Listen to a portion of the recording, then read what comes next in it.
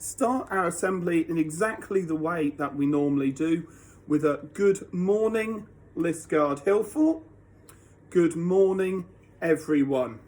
I do hope that you're well. What a half term it has been. And this kind of sums up the half term for me. Even in terms of the in-school children, I can't see you on my computer screen. There have been some frustrating things, haven't there? We've all been going around with our face masks. That was round my neck just a few moments ago. You've come into school on the first day, children at home, and had to go.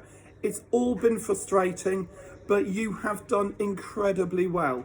Even if all you have done is a little bit of reading and a little bit of maths, that's wonderful. If you've done more than that, if you've managed to complete everything in the home learning packs, well done. We are really proud of you, and we're especially enjoying, we love seeing you on the Zoom calls because you are still part of Team Hillfort. I have some prizes to give out, I have some certificates to give away, and I have a story to read. So let's just jump into that and work our way towards the end of this half term. So, a couple of Times Table Rockstar certificates, and this is for Annabelle, 2.62 seconds. That's incredibly quick, well done, from Mrs. Best's class, and also from Mrs. Best's Harry, a speed of 2.91. Those are both up to Rockstar, so they will get their badges. I've been giving out a few badges this week, almost too many to mention. Miss Fox's class, take a bow, you've done incredibly well. Earlier, he says, dropping it. Earlier in the year, we had Sustrans work with us, and Sustrans are basically a cycling organisation. They do other things as well, but they're really around cycling. And we have some winners because we entered various competitions. And I think for these children who are in school, we're going to need a picture for our Facebook and our Twitter and all of that kind of thing, our roll of honour. So in year one, Clara, your picture was fabulous. You get a little bit of a pack of cycling kit. In year two, it's Holly and Ben. Holly and Ben, well done. In year four, we have Lucy. Well done, Lucy. In year five, a couple of winners. Fred, not to be outdone by your brother. Well done. You get something. And Elena, you too. Well done. And in year six, Nikki and Erin. Those are our winners. And so they will get some nice cycling bits. I had a little look myself. There's spokies and reflective jackets and pencils and rubbers, all that kind of thing. A little bit of stationery, lots of bike kit. Nice set of lights in there. You know me in cycling and sport, I could go on forever.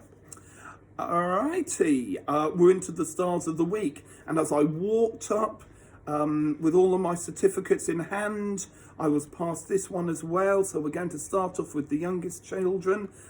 Freddie, in Miss Early's class, you have made super progress in reading. Well done, Freddie. Really proud of you. Miss Tandy has emailed me in Nate's name in year one. Well done, Nate. You get the extra scoop of ice cream at the weekend. And you know how I said I was walking up the corridor in a bit of a rush? Well, my mother would often say, too much haste, not enough speed.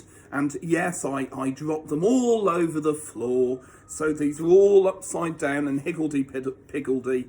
But there we go. So definitely no order today. Anyhow, Mr. Larkham has given us Saskia's name for an amazing effort over the half term and always having a smile on her face. That's certainly true. Well done, Saskia.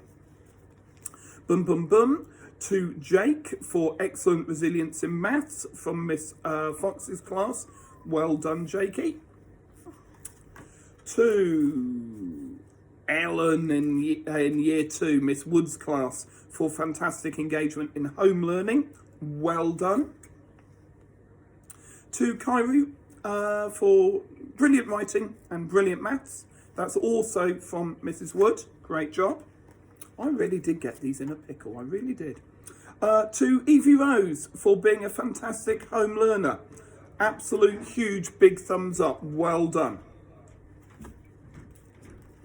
To Amelia for your amazing home learning. We're back down in the stars and the rockets again, aren't we there? So well done, Amelia. You've done really well. Home learning.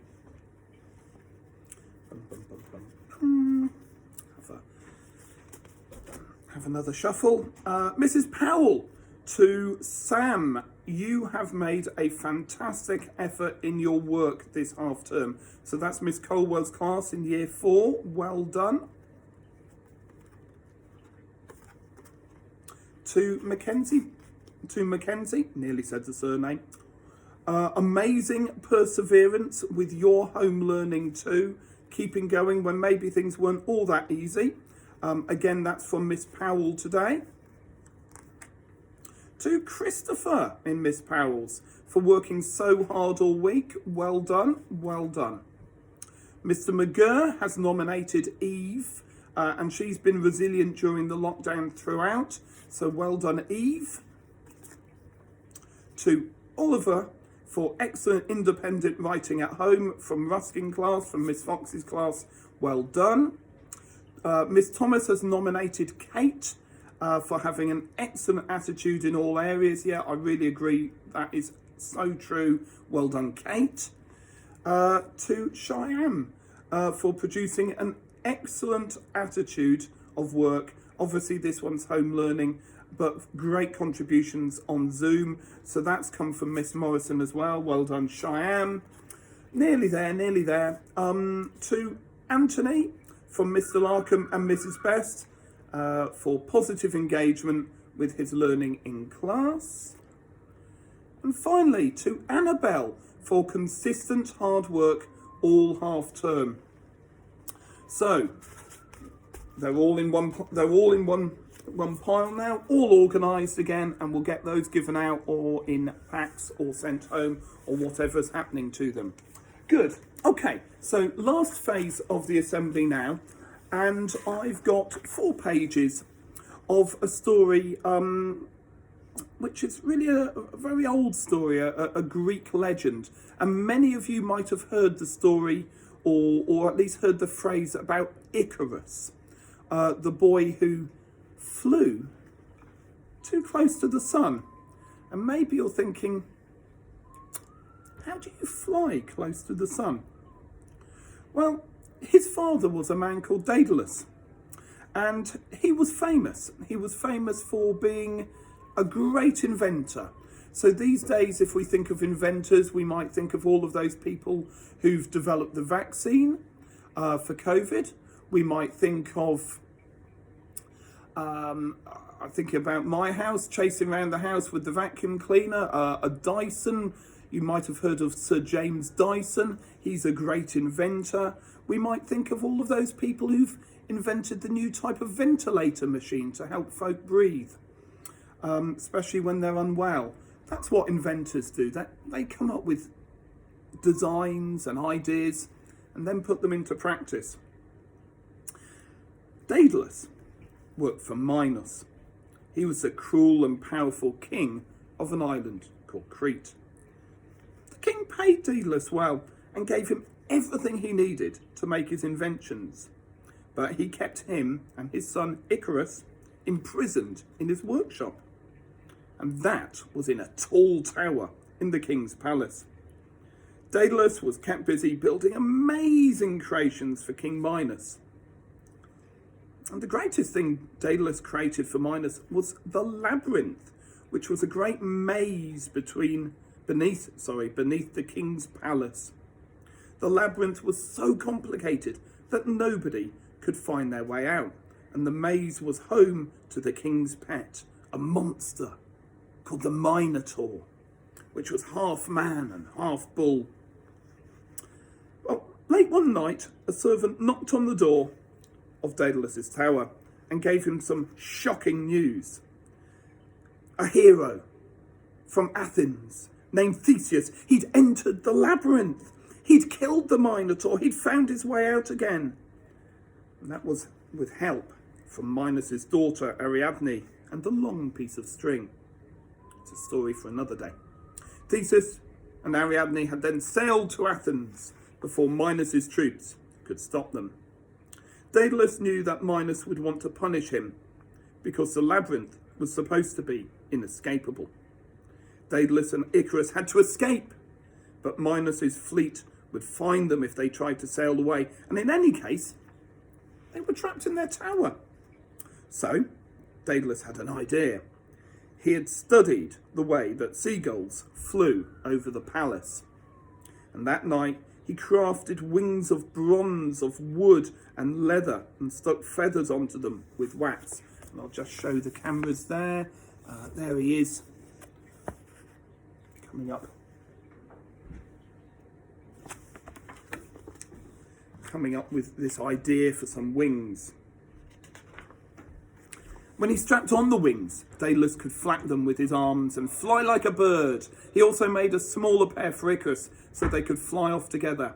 However, he told his son, do not go too close to the sun, for the wax holding the feathers will melt and you will fall. Icarus agreed, but he was very excited and not really paying any attention. As the sun rose the next morning, Daedalus and Icarus put on their wings and took flight from their tower prison, heading north towards freedom. King Minos saw them fly away, but they were going too high and fast for the arrows fired by the king's soldiers to hit them. And as they flew over the sparkling blue sea, Icarus was incredibly excited. The rocky green island of Crete disappeared behind them, and seagulls were gliding alongside them, curious, interested about these strange new birds. Far below, new islands appeared. Samos, Delos, and then Lebionthos. Above them, the sun was blazing in the clear blue sky. Doesn't it sound lovely? And Icarus decided to go higher to see what he could see. He flapped harder. Sooner he left his father far below, and he could not hear his father's shouted warnings. He was now flying higher than the highest birds and began to feel dizzy as the air got thinner. When he looked at his wings, he saw that the heat of the sun was melting the wax that held the feathers on. They became unstuck and they fluttered away on the wind. In a panic, Icarus tried flapping harder, but this just made the wet feathers fall off more quickly. Soon, his wings had no feathers at all, and he began to fall like a stone. He plunged through the air towards the deep blue sea, and far below, Daedalus watched helplessly as his son fell out of the sky, leaving fluttering feathers behind him. When Icarus plunged into the sea, Daedalus flew down to look for him, but his son had disappeared. Heartbroken, Daedalus flew all the way to the island of Sicily. That would have been quite a flight to the Scilly Islands, to Sicily. There, he built a temple to Apollo, god of poetry and invention. He hung his wings on the wall of the temple and never flew again. And there's a moral to that story, again, part of our Storytime magazine. You'll hear that many times in your life around don't be like, I'm